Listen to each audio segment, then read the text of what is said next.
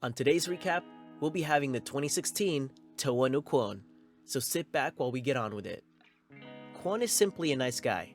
Despite his appearance, Quon is thousands of years old and has lived through many lifetimes. He was born in a village where supernatural abilities were the bedrock of their existence and had a younger brother named Towa. One day, Quon performed a good deed that backfired when soldiers attacked and killed his people while he was away from his village. Quon, who is shattered and driven with anger, awakened his power for the first time and massacred the soldiers. To make amends for his sins, he vowed to save those who had awakened so they wouldn't make the same mistake as him. These groups of unique individuals are called attractors. The story begins in modern Tokyo with a chase of some sort. The secret organization, Custos, is after a little boy who appears to be going through his first transformation. While he scarcely runs away from the Custos soldiers, his inability to control his power makes the trees, bridges, and everything it touches disintegrate. Just when he is surrounded by these cyborg troops, he is rescued by Quon and Yuri, geared into action to save him.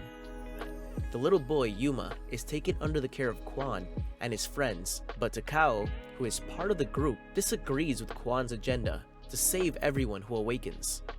Quon meets a girl called Kiri, who is fascinated after seeing his insomnia from the previous night, but doesn't give away the information that he got interested in her because her powers were about to be awakened. Custos, the secret organization that hunts down attractors, believes the attractors are responsible for breaking the order of world peace. Hence, with advanced technology and robotic systems, their job is to eradicate the world of attractors. The Custos prepare the cyborgs for the next attack as they scout for the missing boy who had suddenly gone off the radar. Thanks to the watch Quon gives Yuma, suppresses his powers and hides his location. Quon also invites Yuma to live in the Phantasium Garden alongside the rest attractors, where he can learn to control his powers and be safe. Later that day, Miyu uses her powers to see through Quon's location and finds out he is with Kiri. We see Kiri's side of the story.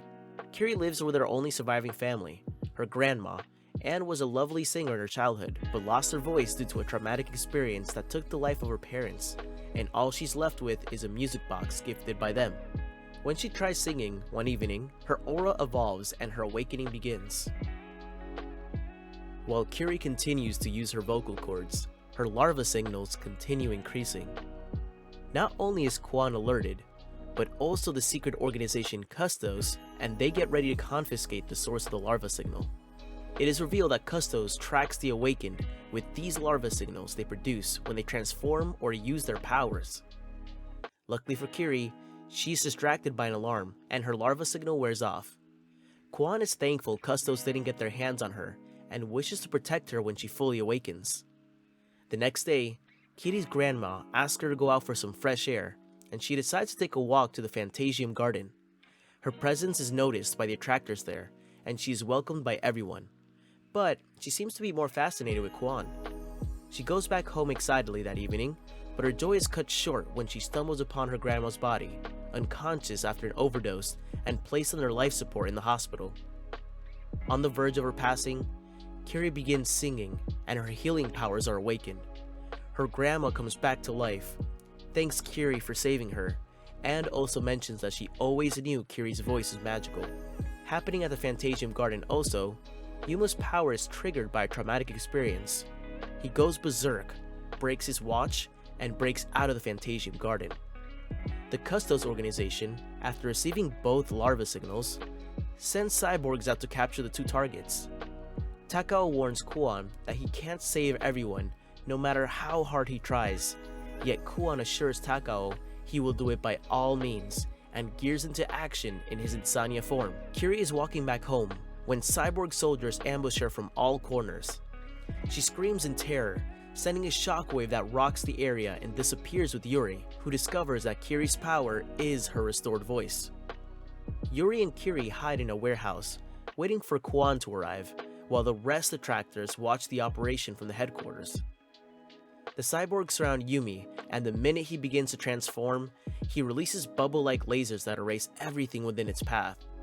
Quon arrives, and in the process of calming Yumi, is severely injured after being blasted with Yumi's bubbles. With Tei's powers, she is able to sense Quon's life is in danger, and Takao finally drops his resolve to help his friend.